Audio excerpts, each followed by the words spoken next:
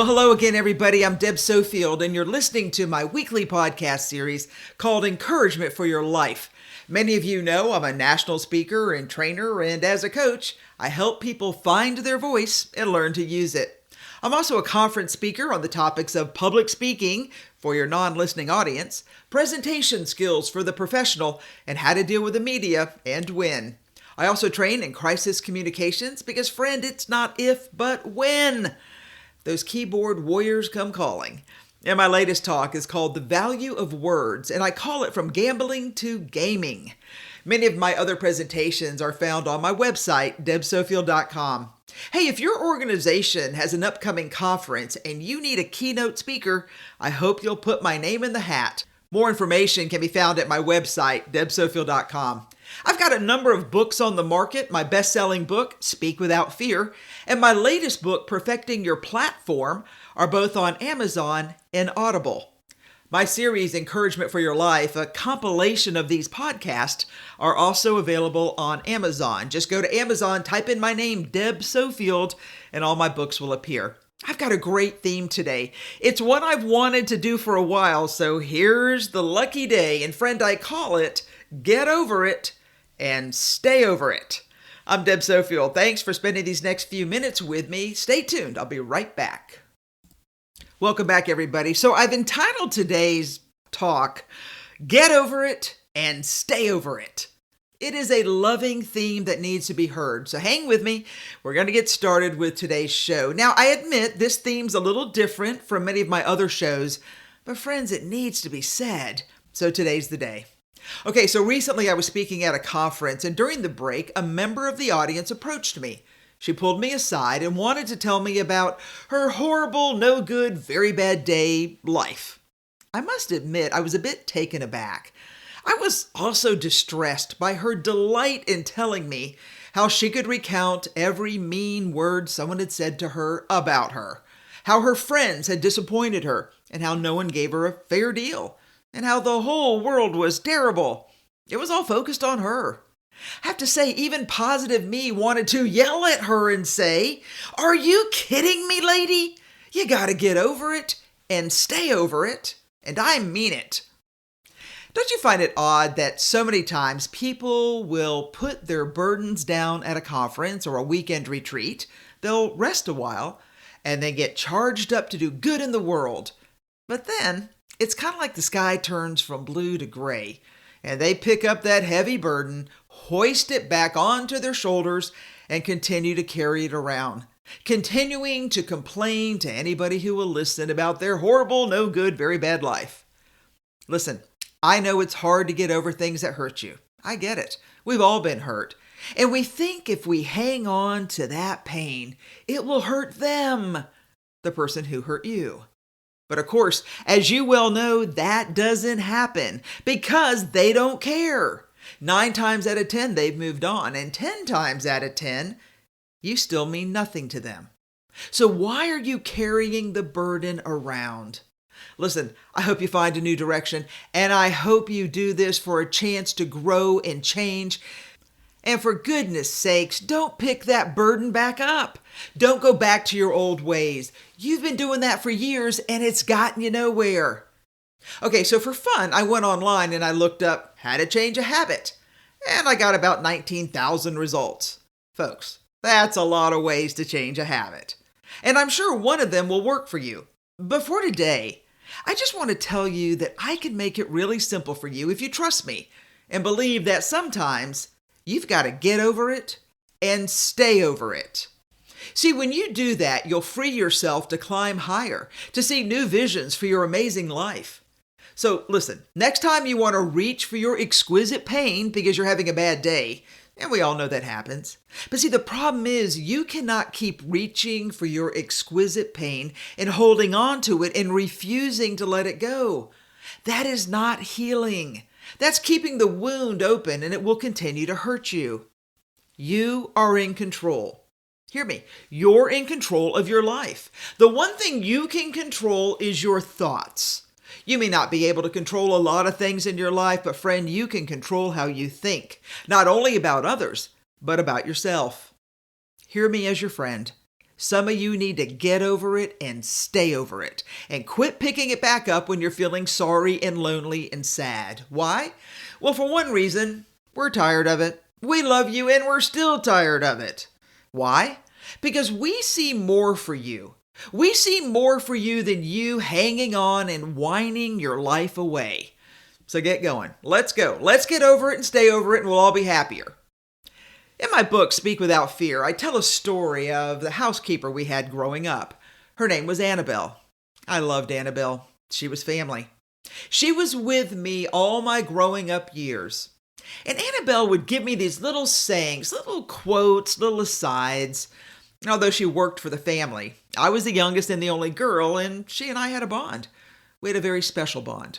I loved her very much, and I can remember one time, I don't know, something happened at school, and I was really unhappy, and it didn't go my way, and I was belly aching about it, and Annabelle came up to me and quietly said, "Now, Miss Deb, sometimes you just gotta leave it at the river." I wanted to tell you that story because I think it's important that we listen. After all, we all struggle, but then we have to get through it. My story in the book is for those who need to leave it at the river. I grew up in the South, a gift for which I'm forever grateful. In the South, we still eat family dinners, go to church on Sunday, don't wear white after Labor Day. Come on, people, abide by the rules. And in that mix of Southern culture, I was blessed with a friend named Annabelle. She had a way of saying things, just a little bit of wisdom she would offer, not only when I was a kid, but later in my distressful teenage years. And she would say to me often, "Now, Miss Deb, sometimes you gotta leave it at the river and don't pick it back up again." That missive stuck with me through childhood and now adulthood, and I can still hear her saying that phrase. In fact, I can tell you how she would say it to me. She combined her wise words with a little hum. She used to hum when she spoke, and she'd say, "Miss Deb, you gotta leave it at the river and don't pick it up again."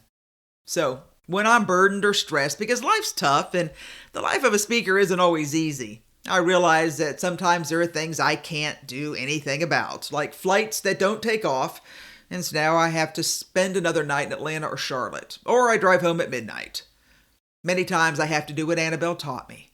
I just have to leave it by the river. And I want to remind you that if you're carrying something you're not meant to carry, my friend, hear me. I want you to do the same. I want you to leave it at the river.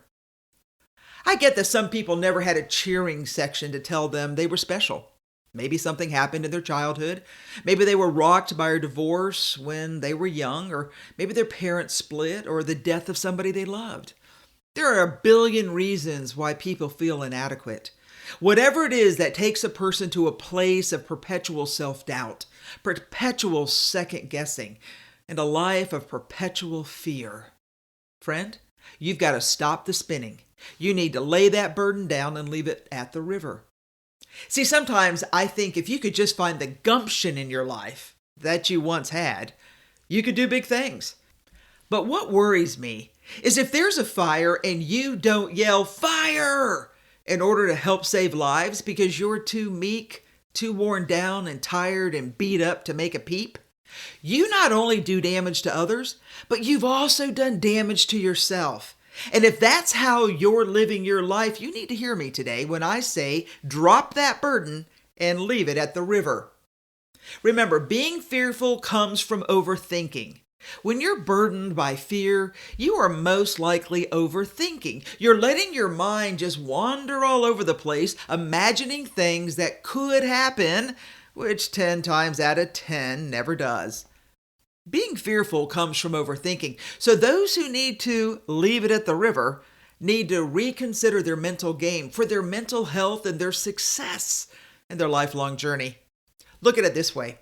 When you're called to share a message, and it can be any sort of a message, friend, don't you dare miss the opportunity because you don't feel good about yourself. Seriously, that little voice in the back of your head is wrong. It's that voice that talks to you about you, and it says mean things about you. And remember, it's talking about you. You need to cut it off. And sometimes you have to literally say, "I am leaving it at the river and I'm moving forward." And the reason I say leave it at the river is because the river rises and it washes things away. See, if we left it at the creek, well, the creek or stream doesn't usually rise that much. But a river often overflows the banks and things get washed away. And some listening today, you need to wash your burdens away because 9 times out of 10, they're not real. You've overthought things. You haven't put things in perspective. And some of you are carrying burdens, and you have for years. And as your friend, I'm here to tell you, you have got to learn to leave it at the river. All right, that's the heart of my message for today. I don't know how else to tell you that some of you are doing great damage to your soul, your mind, your body, and your heart and spirit because you just want to carry it around. And friend, realize the person you're holding this grudge against does not care because they've moved on. They've probably remarried or they died and you're still carrying a burden. Hear me, drop it by the river and just pray that the river rises and carries it away so you can live your best life ever. The life you were born to live, not this small life you're currently living. I don't believe anyone is called to live an itty-bitty life. I just don't believe it.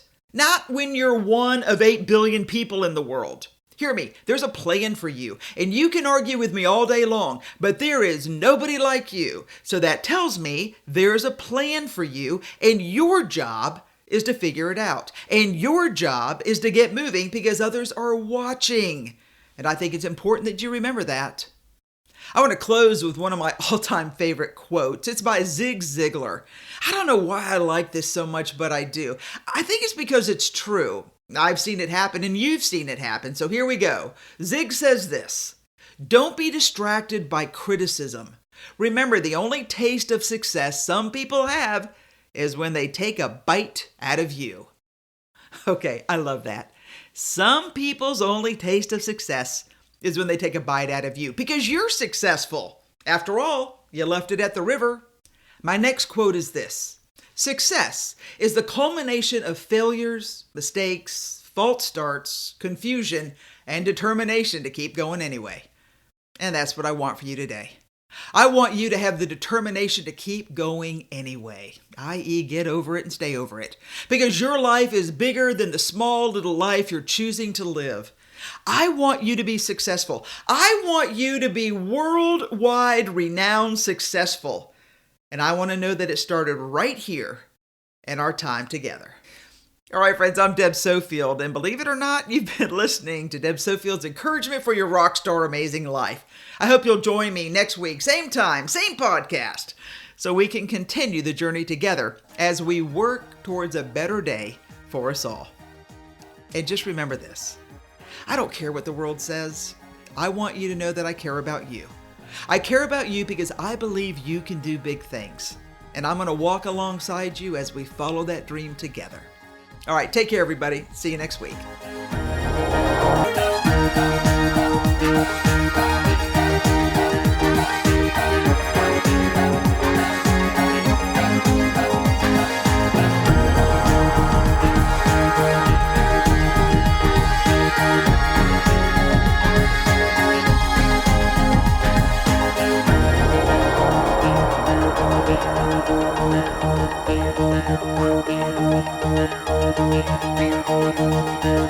Thank you.